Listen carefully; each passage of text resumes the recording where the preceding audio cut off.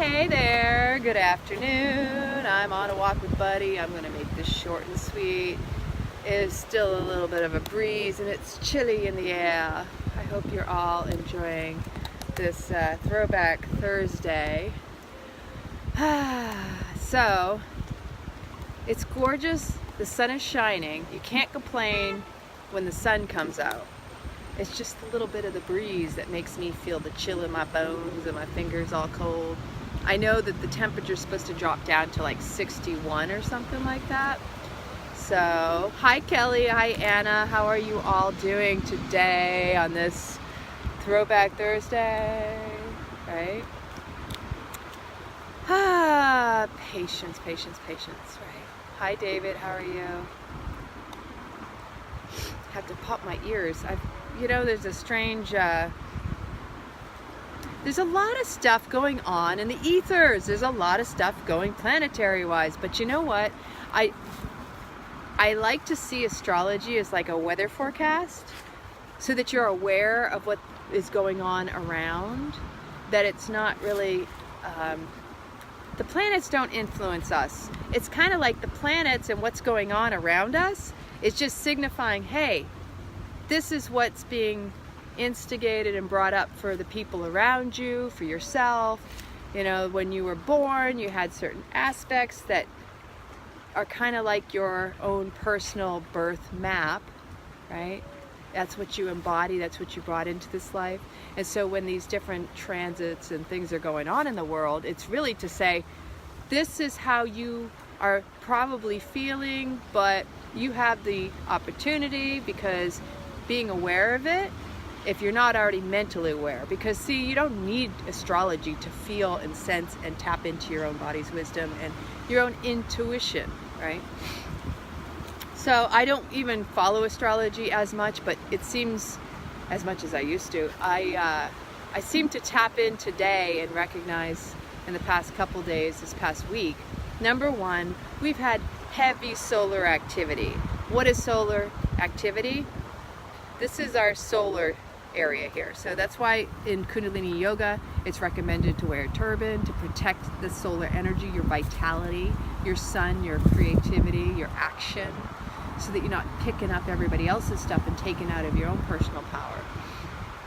And so solar activity, when the flares are high and the sun is just bursting with all that energy, it influences us in so many different ways. Because number one, the heat. What happens when there's fire? It lights you up, right? It ignites you. And sometimes it's igniting things you don't even realize are being ignited. Also in the form of the moon, right? So we're 70% at a minimum water. So moons equal emotion. Sun is action. It's the masculine and the feminine. And, we can be dehydrated if we're not drinking enough, number one.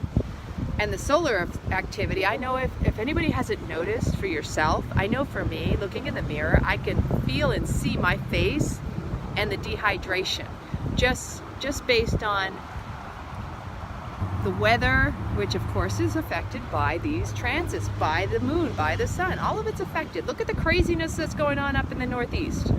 We've got all sorts of storms that we consider unusual, but it's all reflection of what's going on within us, because we're interacting, we're not separate. The energy is connected. So what's going on up there is a reflection of what's going down here. What's going on around you is a reflection on what's going on inside of you. Can anybody relate to this? Haven't you noticed in your own personal lives? Do you notice how things happen around you and you're going, where's this coming from? What's going on?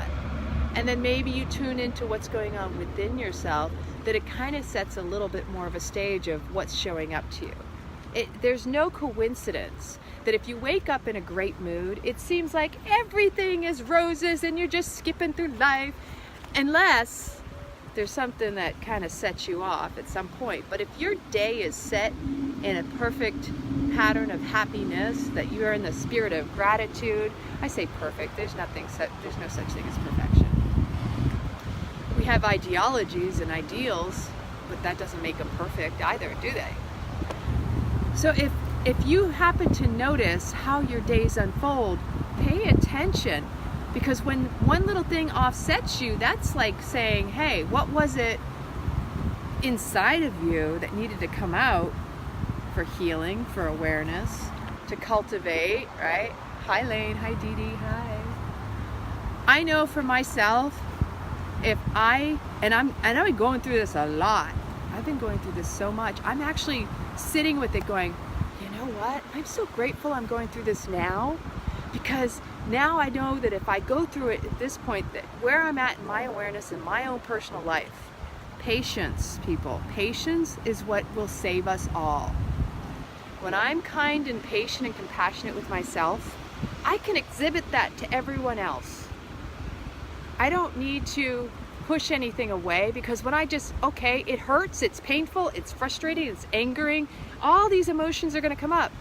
But the beautiful part of it is, I want them to, so that I don't have to push them down. Because when I do push them down and I push them away, I find I'm not living in my authenticity. It's exhausting. That I have control over my happiness. If I decide to pout and whimper and whine, or to get caught up in stories in my head. How many out there can relate to this? You come up with stories because you're too afraid to confront or ask questions. Conscious communication. The true breakdown of all relationships. If you are not willing to step into your personal power and express your truth, and you know, this is the key. And with all of the meditation, all the practice that I've done, discerning whether it's coming from the heart or the head is huge. And no, some people don't want to hear that. They want to say, but this is how I feel, this is how I am. And God bless you. Bless your heart, truly. Because it took me a while for people who kept saying to me, just be happy. Don't let others steal your joy. Because my head was the first one to say, well, who the hell are you? You don't understand how that's affecting me. I have a strong will. I have a strong ego. I admit that. That's why I meditate. That's why I do my personal practice. If it wasn't for my personal practice, if it wasn't for meditation, I wouldn't be aware of where that stuff is originating, where it's coming from.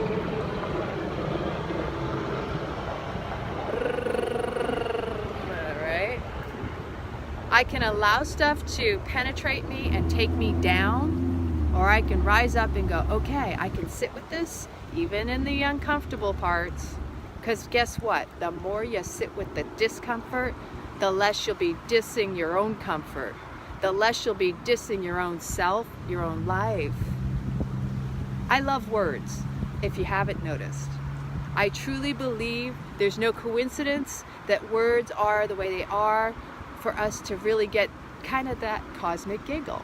The universe will put stuff in front of you to say, hey, have you learned your lesson?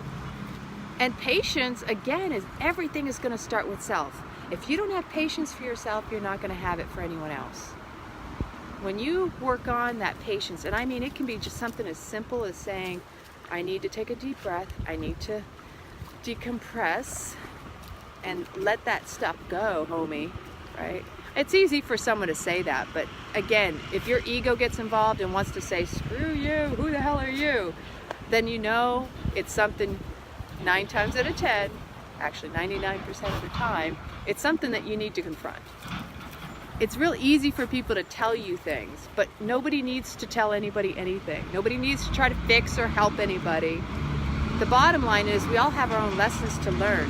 And if someone shows up as a catalyst to that lesson, that's one thing. But we're not here to show up and tell each other, you need to do this, you need to do that. And God help me if I ever do that, because my whole purpose in life is to just live in my own authenticity and just inspire through my own life. I don't believe that I have all the answers for everyone else. If somebody comes to me and I can share my own experience, that's beautiful. But I can't do anything more than share my experience. Nobody knows for anybody else but themselves. Hold that thought. somebody needs some toys. I'm gonna have to take a buddy toy run at some point because he needs some like chewies. Every time we take a walk, I kid you not, he'll pick up a whole palm frond and he'll be walking down, you know, the path, and he's like all happy in his glory, and he's got this palm frond hanging out. And it's the funniest thing to watch, and I'm just like, I get it. He wants a toy. So, bringing it back, what I've been learning about myself is that when I myself am not patient, when I'm feeling my own discomfort, when I'm dissing my comfort, when I'm, you know, really caught up in my negative self-talk or my inner turmoil and trauma, when I catch myself there, it can easily escalate. And how it escalates is it visually shows up on my external world. And I mean that from the sense that I've worked hard on my practice. I mean, I'm telling you, I was doing up to 3+ hours of meditating, of mantras, of exercise and all that, Kundalini. I wouldn't leave my house. And I found that to get to a point where I found it dogmatic and it was excessive. Because again, extreme is extreme. I don't care what you're doing. It's healthier than other addictions. This is my replacement of addiction with my own personal belief patterns and all that. And so I have a tendency to go from, you know, swinging on that pendulum, this extreme over to this extreme. I've been there all throughout my life, and that's what's taught me the best lessons. But I've learned up to this point why I like to use that I want to live a life free of all that. I want to live the life of ease and grace. And why I set the mantra, the tone, may I align with the flow of my soul and allow it to make me whole. Let everything unfold as it's meant to, as opposed to me trying to force and fight. Because every time I tried to force, which is the opposite of power, I found myself suffering even more. And I'm not here to suffer. I don't know about anybody else. I've had enough suffering in my life. And I want the best for every single person without any expectation in return. I want to see everyone happy, thriving, living a life where they can find their own patience, their own ease, their own grace. Because I don't know what that looks like. I can wish you well, I can pray for you, but I'm not going to pray for any particular outcome because I don't know what that looks like for you. The idea that I have any idea about what somebody else needs, that's ego. I can look at people and I can see suffering all day long, and how does that serve me? It motivates me to continue to live in my personal integrity, to align with my authenticity. Integrity is doing as you say, not just saying as you do. It's also the alignment, the integrity has a whole lot more to do with the way you do anything is the way you do everything. And that means like behind the scenes. It means behind, you know, closed doors, that if I turn around and I tell you this, I'm gonna do it as well. I want to be transparent as possible because I haven't got space for lies or made up stories. And that's not gonna serve anyone else. And I wanna have the patience with myself to recognize I'm human. And I want to be accepted just like everybody else. When I have patience with myself, it's so much easier to be compassionate, kind, and caring and loving to everyone else in my life. And others are showing up to me where I'm at. So when I bring it back to how I said, if I am upset, if I'm angered, I'm frustrated, my inner dialogue is extreme negative self-talk, it's showing up in my life. The people around me will act out at me as if I'm acting out at myself. And that's huge, because it's like, I thought I was being really nice to that person, but what's going on inside of myself? How am I treating myself? So some of you have reached out and asked me, what do I mean that if I'm angry at someone else, it really reflects that I'm angry at myself? Well, that goes back to the root. The root is, are you loving yourself? Are you patient with yourself? Because if you can exhibit that to yourself, self-love, self-care, self-compassion, kindness, patience, all of it is all-encompassing, then others will show you up and meet you where you're at. Now there are varying degrees, and depending on where you're at, whether you become a mentor for someone else, a coach, whatever you want to call these words. I dislike the buzzwords because they've been overutilized, and Tom and I have had these conversations about what can you use for a word these days that somebody hasn't already used.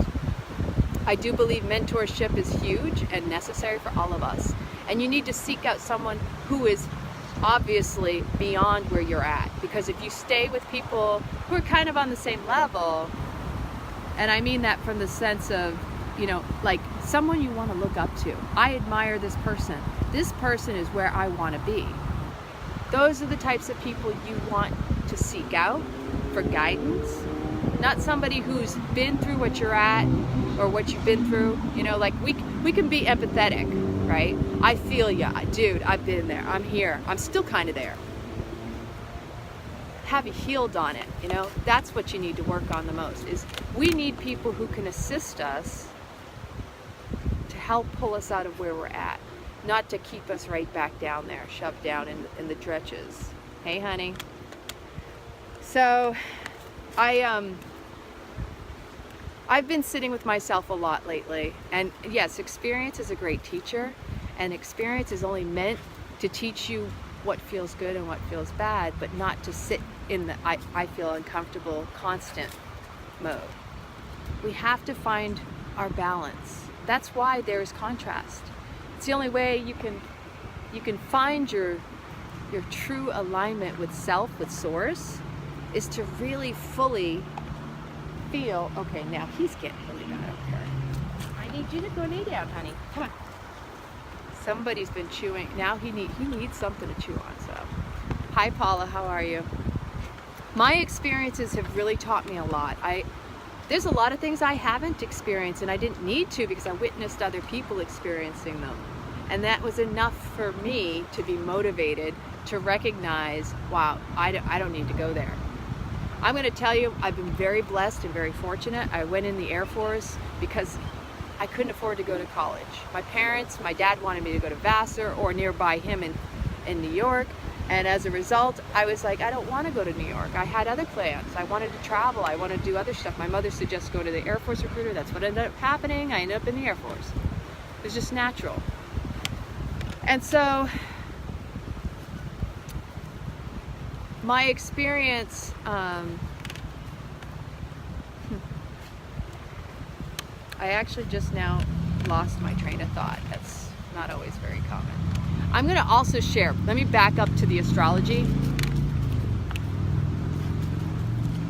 We have Mercury retrograde. We're in the shadow now. It's about to station retrograde this evening. And as a result, what that means is that communication is going to be extremely key right now. For the next April 16th, I believe I read. Those of you who are aware of Mercury retrograde, it's when things come back up to surface and it's in your face, and it's the best opportunity. I personally enjoy it now. I used to dread it because it does bring up transportation issues, communication issues, electronics, anything electrical, all sorts of things can happen. Be careful on the roads when you're driving, accidents occur, all sorts of craziness like that. And so it's Mercury retrograde in its home sign of Gemini. There's going to be a lot of internal reflection, anything with the letters RE, because this is a redo period. I like retrograde because if there's anything you haven't finished, my taxes, by the way, I'll be working on those. If there's anything you haven't worked on or finished, something incomplete, this is the time to rework it, redo it. Don't start anything new. New stuff does not normally settle well, or you end up having to redo things later, which is perfectly fine. But be very aware of your communication during this time, because when you're aware, you can also avoid this. What was it you said the other day, Tom? The poison. Taste your words. Taste your words and see if they're poison before you spit them out, kind of deal. Because you don't want to have any misunderstandings. You don't want to alienate people, and this is where the patience will save us all. Hi Sherry, honey. Hi Steph. The more patience we have with ourselves during this time, the more we're going to be able to hold that space for others. And like I was speaking about earlier today, when you know how you're treating yourself, it doesn't matter how anybody else is treating. It does matter when someone shows up to you, they show you how they're treating you as a reflection of how you're treating yourself. The only time people are going to mistreat you is really when you're mistreating yourself. The anger from within, as I was saying, because now, see, I'm noticing the Mercury retrograde's got me all over the place, and I can do that. I'm a multitasker. I can multi-converse. Some of us have conversed in personal conversations. When I'm serious, it's just one of those days. I'm squirreling all over the place, and I got y'all in a tree right now. When I find, yeah, Mercury retrograde is starting this evening, like 8-9 o'clock tonight. So Mercury retrograde is a redo period. It's an RE in front of everything. Accomplish, rewrite, redo, reword, reconsider, reflect. Use it as an opportunity, because it is. It's to finish up loose ends. It's the ability, especially because our personal stuff is going to come up right now. You're gonna probably recreate your identity, recreate who you feel you are. I know I'm going through some of that right now. So communication, I mean, really, where people show up to you in your life, it's going to show you what's really coming up in your life. I know that it's really easy to assume, I'm making an ass out of you, what you think is going on with somebody, but the most important thing to do during Mercury retrograde, anytime actually, but because of this time, it's the ruler of communication. This is the time when you want to clarify. Don't assume. Bring it back to discussion. Again, everything is about relationship in this life. You can't get along by yourself. You can try, but even you got to deal with your own stuff, and that's communicating internally too. When we communicate with one another, we need to have an open dialogue, not one-sided, not, like, I'm going to tell you something, I don't want any response, and I'm going to walk away, you're just going to take it. I've seen that with my dad. Sometimes he's like, I can't be bothered, whatever, and it's insulting, it's passive aggressive, and I'm like, dude, how is that serving? You claim you want to have a conversation, but you're not actually open to receiving any feedback. How is that serving? It serves ego is what it does. And so, we all have our internal stuff to heal, to work on. Don't assume anybody is saying something because of the way you heard it. Ask for clarification. Don't be afraid to ask, is this what I heard? Because that is one of the best ways to eliminate conflict and misunderstandings. It's easy. It's called reflective communication. I just want to clarify. Here's what I heard. And it also requires you as a receiver too, when you're hearing somebody say something and they're reflecting back to you what it is they felt you said, you have to actively listen to hear, is that what I meant? Because sometimes we're not listening to hear or understand, we're listening to react or respond. How is your communication style? Are you a listener? Because we should all be listening. Patience, again, I'm going to tell you, most of the times people don't even realize how impatient they are with others. Is just this fact that something inside of them says, I don't have time for this because of whatever else is going on deep down to the core. And that's an opportunity to recognize, ooh, what is it that I'm really impatient about with myself that I can't tolerate or be patient with others? And there's an interesting thing with people. It could be men and women, men and men, women and women. We all want to be heard. And so taking that into consideration, listening with the intent to hear and understand is huge. I want to be heard. I want to be seen. I bet each and every one of us wants that, right? I don't think there's such a thing as not wanting that. And the truth is even somebody who claims they don't want to be seen, they act out, they act a certain way, that's the reason they're doing it. Because they need that's meeting needs that were unfulfilled as a child. That's an old childhood wound. I know because I'm speaking from experience. I didn't get the attention I needed when I was a child.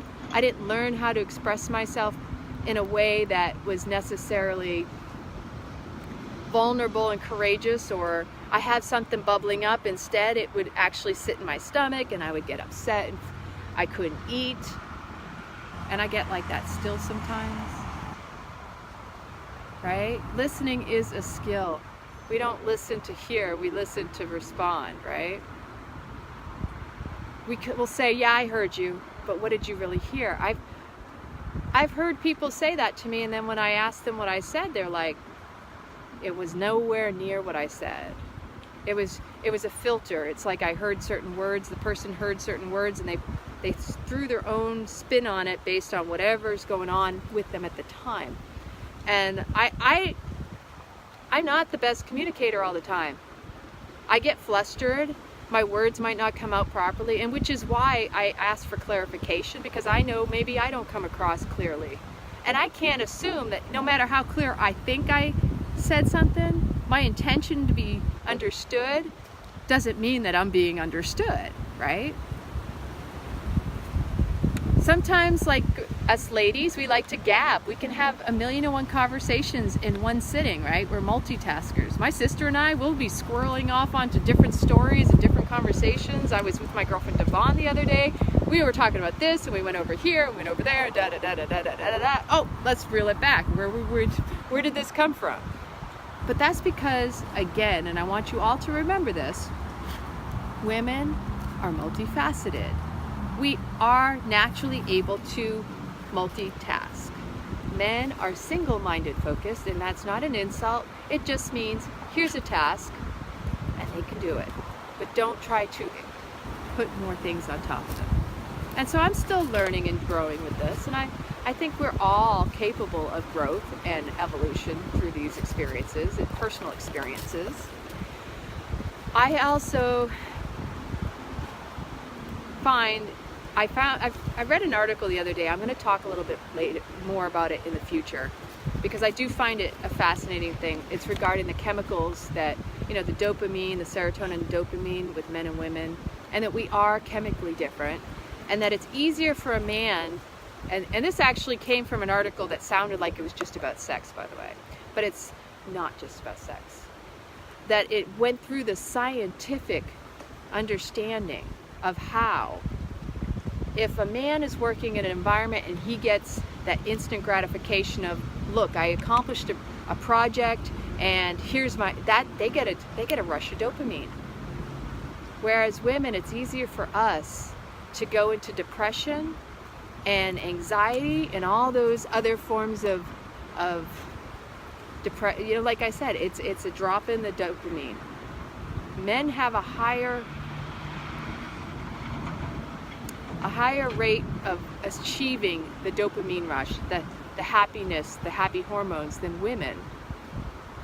Because believe it or not, what this article was trying to point out is that we need more affection, we need more reflection, feedback. Good.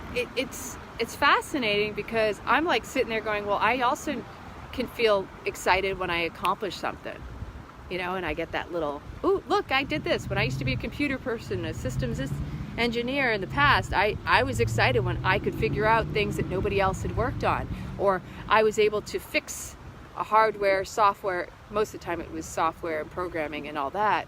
And here I was, look at me, I got this done, and nobody else had ever figured it out. Da, da, da, da. If you ever need anyone for this, I got the answer. It made me feel really good. And I don't know if that would be the same thing, but that's what I was reading in this article. There was a lot more to the article, but I found that fascinating, because it's not always understood why women appear to be needy. We're not needy, because truly what I was reading into it was, you don't necessarily need all of that from a man or a relationship partner.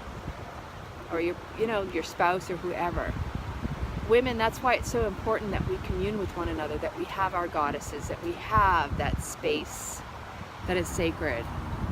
Don't always look to your partner for that. And if you don't have a group of women that are close to you to support you and remind you and to give you that feedback that you're doing a great job no matter what, that's important. I can't stress it enough.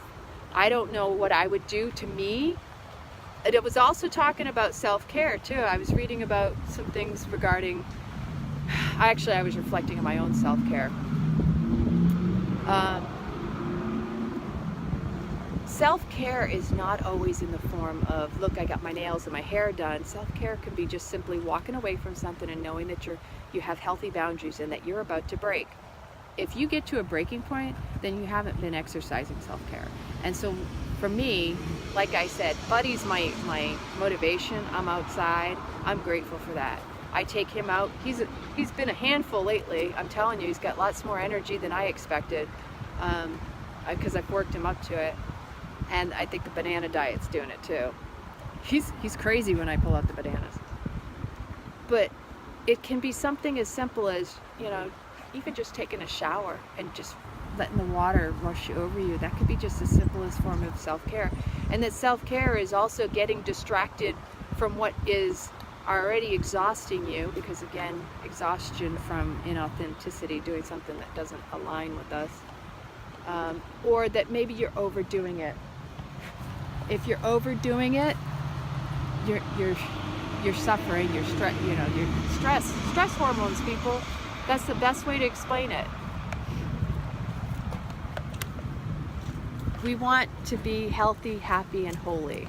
Hey, it's a fact of life. We all want to be in that space of genuine expression of self, and you shouldn't feel like you can't be who you are. Patience. Patience with yourself first. And, you know, if you are in a relationship, you are in a partnership, you have to know that as long as you can take care of and fulfill your own needs within, we really aren't in relationships necessarily for the other person to complete. Actually, let me take this back. We're not in relationships for someone to complete us or to do something for us that we can't do ourselves. I mean, a lot of us can do pretty much anything we need to do. We're in a relationship because they complement us. We're in a relationship because they make us happy and they contribute and they add value to our life. If they add value, then that's the relationship you want to be in. As I was speaking earlier, if you're with a partner and you have some little tick, something that drives you crazy, I want you to consider looking at the situation and the person and tell me what their blessings are. What is it they bring to you that adds value to your life? Because if you're only seeing one little tick and there's a whole 95+% worth of that person adding value to your life, you could be missing the entire blessing of that individual. And just being patient with them. If you drop the tick, I bet you it'll fix itself and without you even having to say anything. We're not here, ladies, to nag. Nagging is, what does nagging do? We don't need to tell anybody what they need to do. We don't need to tell anybody what we want them to do.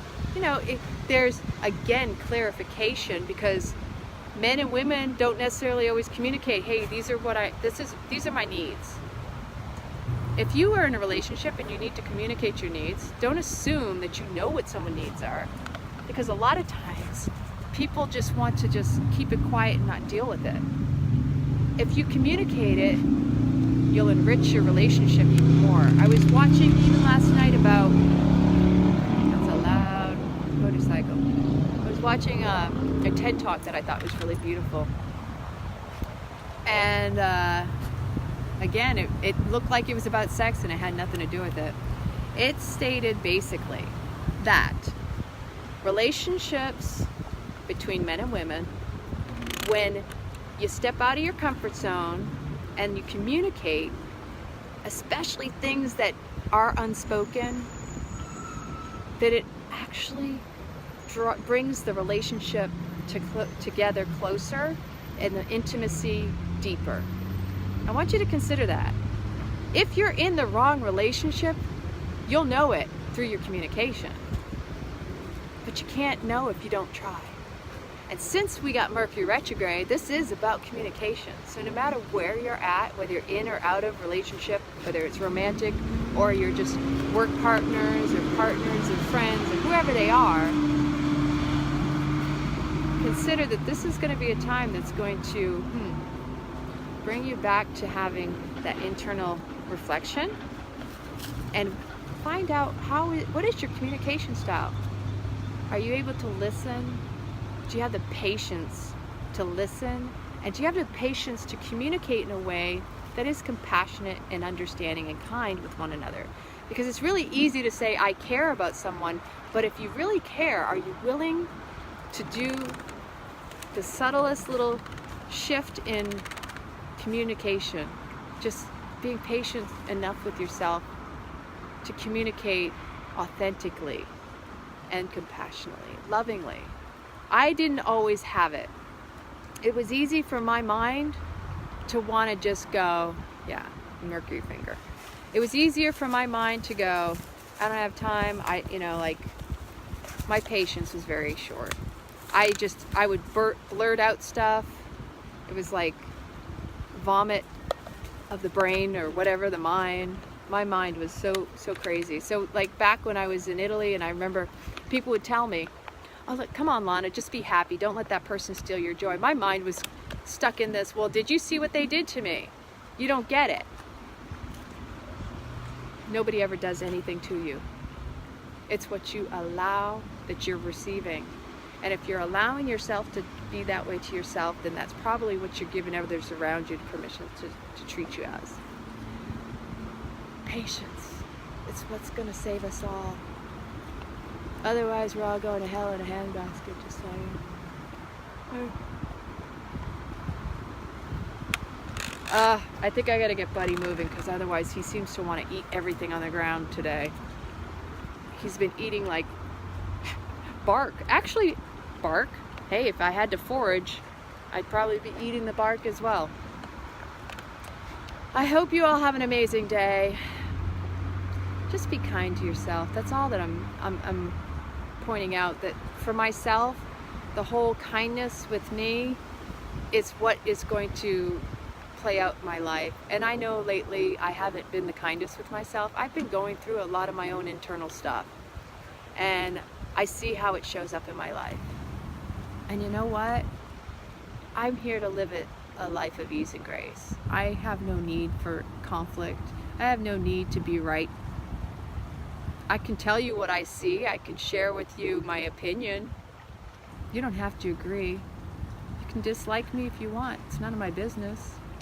What someone thinks of me is none of my business. So, I hope you have a beautiful evening. Be well. From Edgewater Drive.